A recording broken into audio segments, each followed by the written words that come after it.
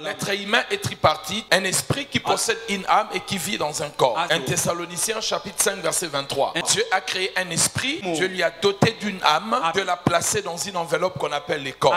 Comprenez très bien mes bien-aimés dans le Seigneur, lorsque l'homme avait péché, Dieu lui avait dit le jour où tu mangeras le fruit tu mourras certainement. L'homme avait mangé le fruit, il n'était pas mort physiquement. Adam continuait à vivre avec Ève après avoir mangé le fruit. La question est celle de savoir qu'est-ce qui était mort parce que Dieu avait dit le jour qu'ils allaient manger, ils allaient mourir. S'il n'était pas mort physiquement, de deux choses l'une, soit Dieu avait menti ou soit il y a quelque chose qui était mort. Et comme Dieu est immuable et il ne peut pas mentir, quelque chose était mort en eux. La chose qui était morte, c'était leur partie spirituelle ou leur esprit. Et lors leur esprit était mort, l'homme ne fonctionnait plus avec la pensée de Dieu. Parce que c'est l'esprit qui entre en contact avec Dieu. Dieu parle à notre esprit, ni à notre âme, ni à notre corps. Tu peux entendre Dieu dans tes oreilles, mais tu as entendu dans les oreilles spirituelles. Dans les oreilles physiques qui est le correspondant de ce que tu entends dans ton esprit. Et quand l'homme a péché, son esprit était mort, ne pouvait plus entrer en contact avec Dieu. L'homme a commencé à fonctionner au niveau de son âme. Les informations qu'il avait au niveau de son âme. L'esprit de Dieu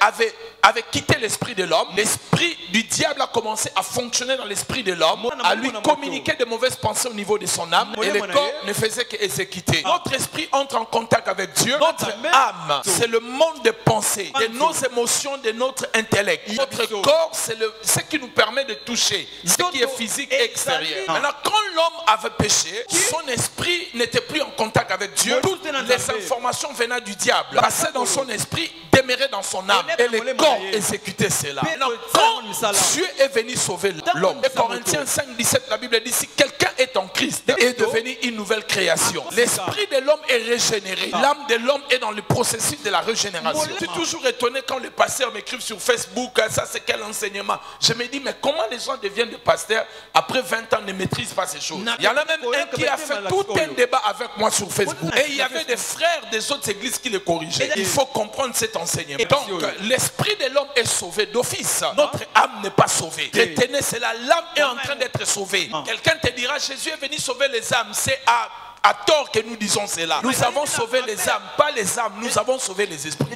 Parce qu'on a planté cela à l'église. 17 âmes sauvées. Non, ce sont des esprits qui sont sauvés. Dès Corinthiens 4, 16, la Bible déclare, même si notre homme extérieur s'est détruit, mais notre homme intérieur, notre esprit, se renouvelle chaque jour. L'esprit est neuf, il est sauvé. Là où l'enseignement de l'église n'était pas bon, nous en voulons à tous les chrétiens qui sont nés de nouveau, mais qui ont des comportements un peu bizarres. Il est chrétien, mais il pêche encore. Mais le problème, ce n'est pas là. Ce n'est pas parce que vous devenez chrétien, votre âme est sauvée directement. Non, votre esprit est sauvé et prêt pour aller au ciel. Mais votre âme, ce n'est pas le travail de Dieu, c'est votre travail de lire la parole, de la pratiquer pour distinguer le bien et le mal et le jeter et le séparer. Plus vous lisez la parole, plus vous la pratiquez, ça fait de sorte que votre âme commence à être renouvelée. Des anciennes et de mauvaises informations, vous commencez à les laisser. Dieu ne sauve pas l'âme.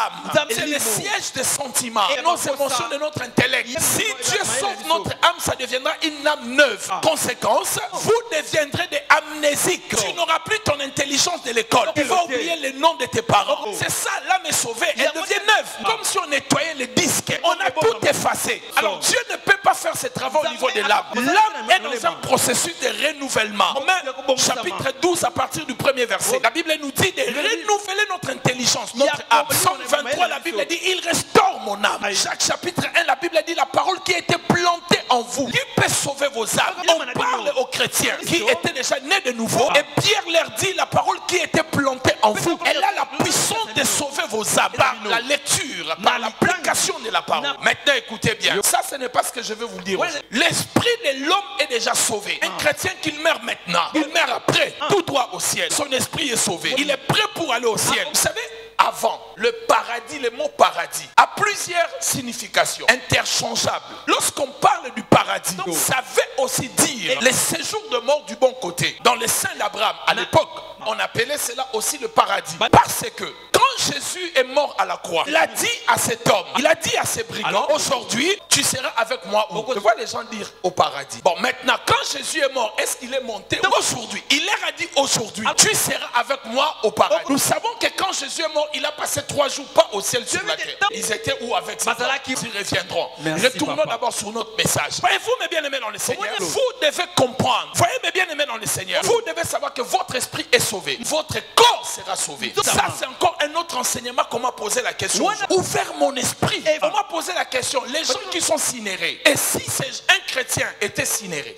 une personne qui était cinérée, ou la crémation, c'est ça, la crémation. Cette personne-là, au jour de la résurrection, qu'est-ce qui va se passer? Ça m'a inspiré, ça m'a donné envie de donner un enseignement sur cela. Parce que j'ai remarqué que c'est un enseignement qui n'a pas été donné à l'Église. Amen.